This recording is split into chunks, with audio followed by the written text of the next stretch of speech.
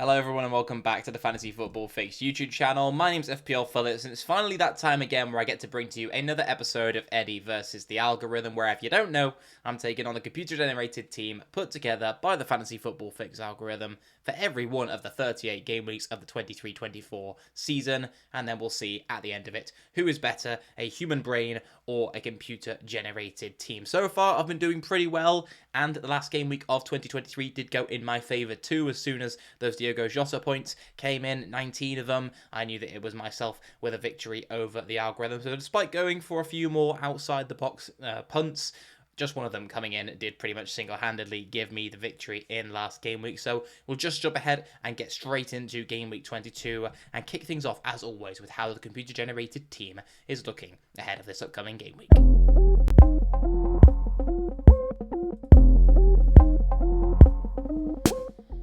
And for the algorithm this week, it's going to be a 3-4-3 formation, 62 predicted points, and as you can see there, the newly updated score makes it now 13-7 in the series.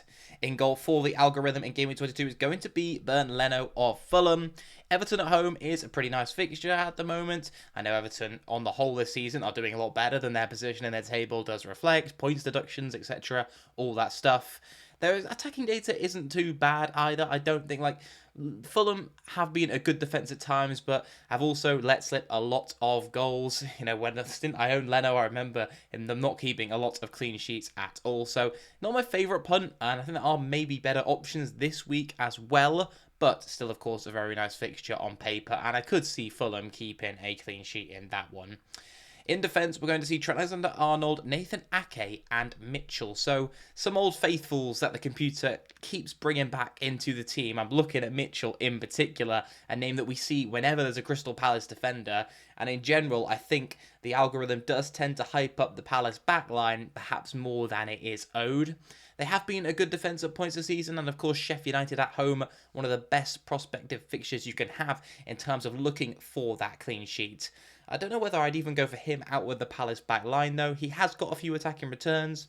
I think Anderson is just the one to go for personally. And yeah, but I don't dislike it as a punt. As kind of with Nathan Ake, I think there's probably again one better option in Kyle Walker that you can go for in that Man City back line.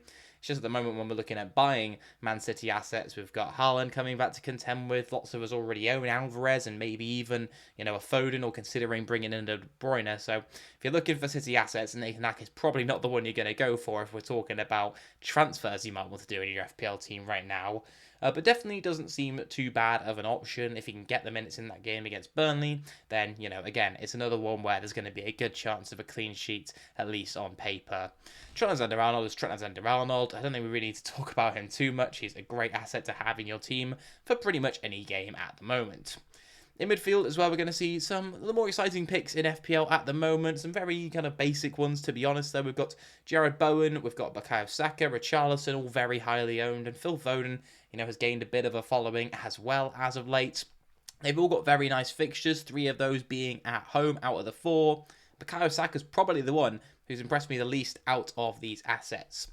One thing that I think is very interesting with Bowen, and something that I very nearly went for myself, is Mohamed Kudus returning from his continental tournament. He's now back. The Ghana have been eliminated from AFCON, so they're going to have him back, and we know the kind of form he went away in. It made me almost tempted to maybe even just go straight for Kudus myself in my own side for this game week in the free hit, given that, the Bournemouth at home fixture does look like a very nice one. Foden, again, another asset where he looks very good for this game week. He's actually got the vice-captain's armband, as you can see, as Man City take on Burnley. Richarlison's been in some fine form, and Bukayo Saka, equally, his data does look good. He's on penalties the majority of the time as well. So another pick that is very difficult to argue against, but in just my opinion, hasn't looked that exciting, hasn't looked that impressive overall for the majority of the season. And to be honest, in this series, I just like to try and have a bit more fun and go with some out there picks, like Jota last week, where I did actually work out. So we'll see if I can do the same. Not that that is a regular theme here on the channel, that I managed to get 19 pointers every single week with my free hit teams. But hey ho. We'll move on to have a look at the forwards finally, and we've got a front 3 for the algorithm side of Darwin, Alvarez, and Ollie Watkins. Watkins with what is maybe a more difficult fixture on paper. Newcastle at home. We know how good Villa are at home, though, and Newcastle have been poorer as of late. They've had problems with, Trippier being out of form. Their whole back line's had injuries. They've not been able to keep as many clean sheets as we've seen from last season, and, at some points this calendar campaign as well from them. So Watkins, I don't think is a bad pick this game week at all, but it's Alvarez that does take the captain's armband for the team this week. We've got Erling Haaland, who might make the bench for this game week. I think looks more likely than him ever starting. Might not even be in the squad at all, which he wasn't for the FA Cup game that they've had last. So that's the kind of only real thing to go on. Maybe we'll have some news nearer the deadline, maybe when you're watching this video. But as things go on, I think Alvarez is a very nice captaincy option for this game week.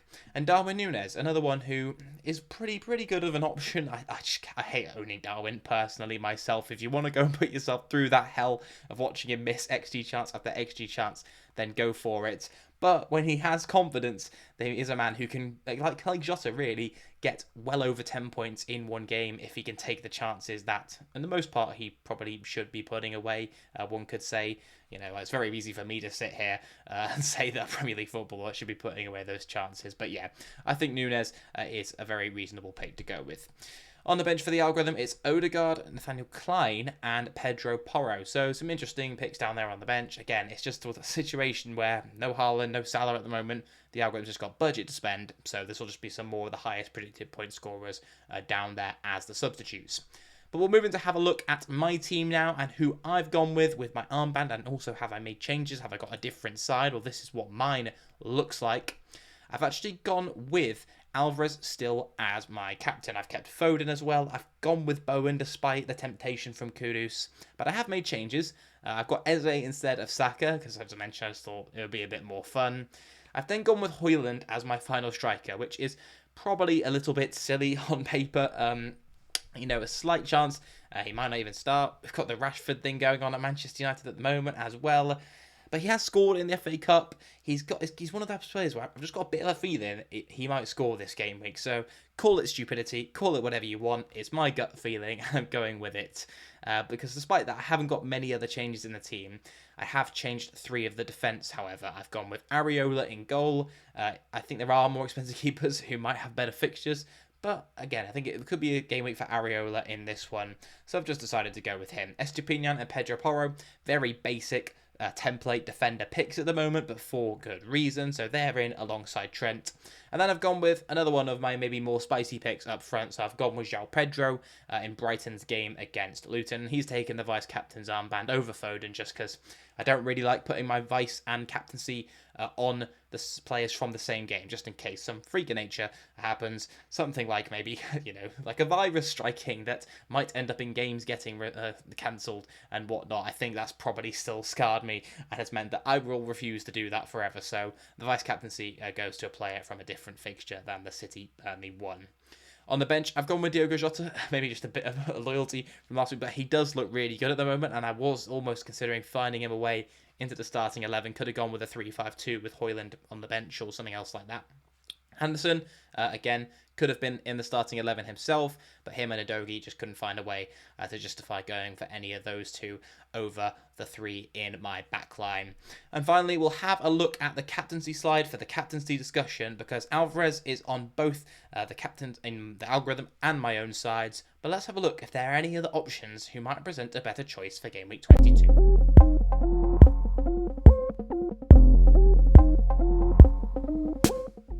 And so we've compared Julian Alvarez alongside Phil Foden, Jarrod Bowen, and Richarlison, so players who are in both the algorithm side and my team for this game week, just by coincidence. That's not the reason we have picked them.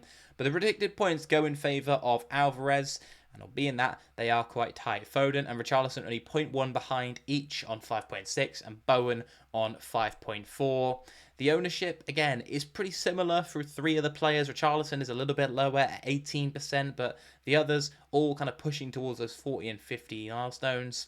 In terms of, fixture difficulty, the Man City fixture does look the best one. 1.80 expected goals conceded per 90 for Burnley so far this season. Bournemouth aren't too far behind, 1.70, and Brentford are looking like the strongest defence of the bunch on 1.37. In terms of the teams and attacking forces, Man City looking like the strongest attack, 2.13, quite far ahead of the West Ham on 1.53 and Spurs on 1.79. And then in terms of expected FPL points per 90, Richarlison is actually leading the way at the moment, and he has been very good. He has had a lot of XG that he's been accumulating, and maybe could have had even more points than he has been racking up as of late. So I think if you go with based on form and kind of, talisman, whatever you're thinking about at the moment, then Richarlison could be a play. But personally, I think just going with one of the Man City boys does make the most sense. And that's what I'll be doing. That's what the algorithm's recommended as well. If you are doing something else, feel free to leave that down below in the comments, as I would like you to leave whether the algorithm or myself is going to win for this game week. But other than that, I'll wish you the best of luck for game week 22. And I hope to catch you in the next video on the channel. Hopefully, I'll see you then. Goodbye.